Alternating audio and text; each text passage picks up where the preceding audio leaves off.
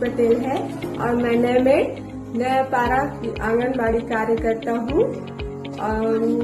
और सुपोषण अभियान के तहत हम लोग को सुपरवाइजर के द्वारा बीज का किट मिला हुआ है और उनके द्वारा हितग्राहियों के लिए भी बीज का किट दिया गया है, जो हम हितग्राहियों को दिए हैं जो अपने अपने घर में पोषण बाड़ी लगाए हुए हैं।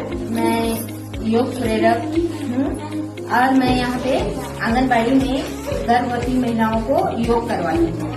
जब से मैं आ रही हूँ, एक बच्ची हर रोज आती है आंगनबाड़ी में और पहले कुपोषित थी, लेकिन अब जो कुपोषण आहार चल रहा है उसके रोज आती है, रोज सेवन करती है, उससे सुपोषित हो गई।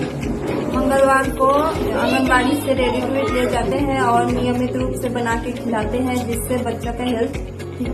हमारे आंगनबाड़ी में हम सुपोषण बाड़ी लगाए हुए हैं और अभी भी लगा हुआ है। पहले भिंडी था, तोरई था, बहुत अच्छे से हुआ और हमारे जो बच्चे हैं ना और हितग्राही हैं, गर्भवती हैं, शिशुवती हैं, उनको हम अपने आंगनबाड़ी में खिलाते हैं।